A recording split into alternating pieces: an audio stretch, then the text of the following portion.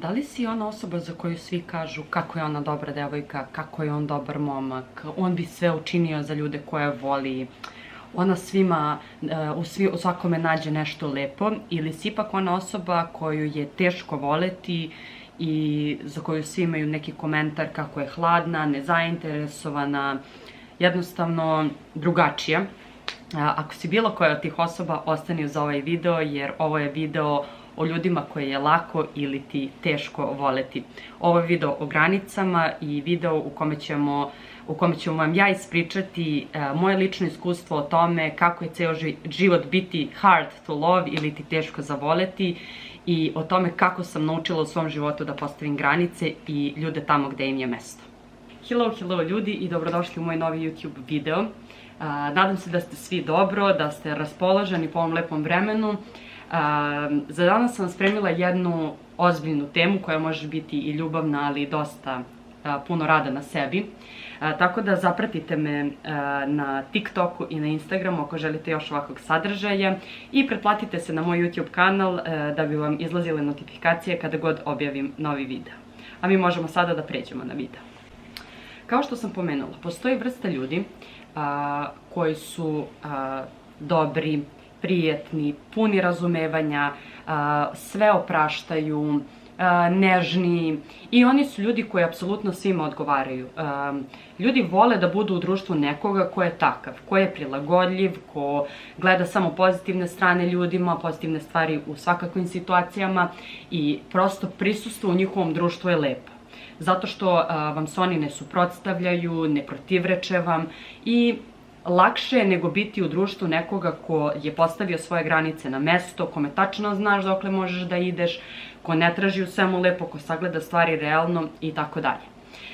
Moje lično iskustvo, ja sam osoba koja je, da kažemo, teška za voleti, zato što sam ja neko ko je odavno, uz celu ovu školu, školovanje, psihologiju i to, naučio da je za mentalno zdravlje najbitnije postaviti granice.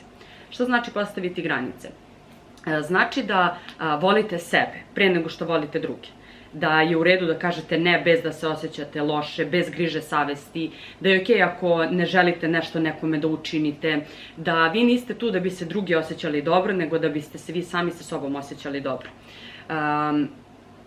Težak je tog put, ne kažem, znači uopšte nije nešto lako, pogotovo ako ste ceo život people pleaseri ili ako vam se ceo život svodi na to da drugi usrećujete, mnogo je teško da nakon toliko godina počneš da postavljaš granice, govoriš ne i gledaš sebe.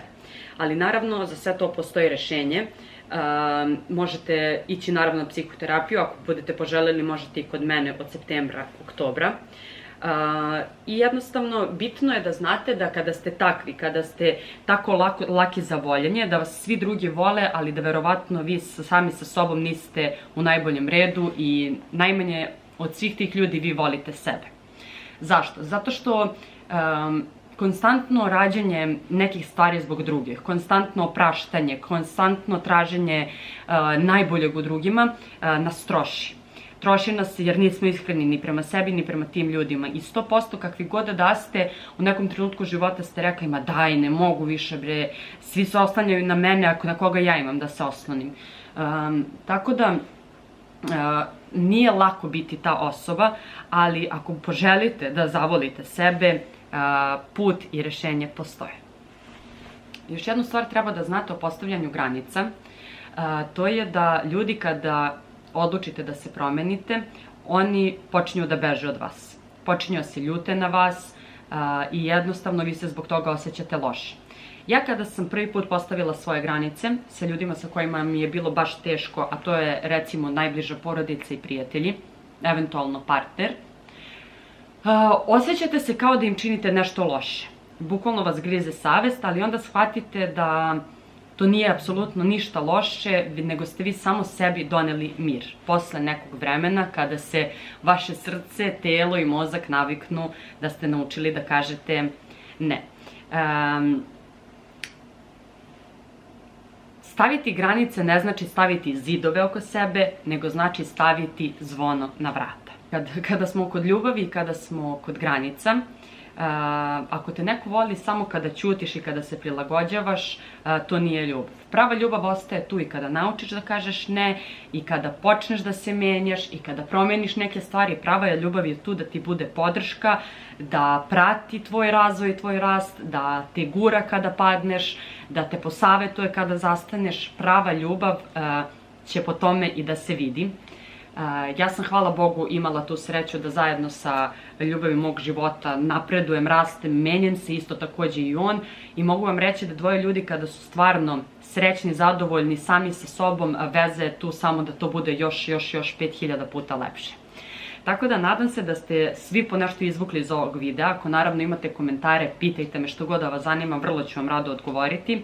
Lajkujte ovaj video ako vam se dopao, podelite sa nekim ko možda nema svoje granice ili sa nekim ko ih ima, a vi ste ga napokon sada razumeli.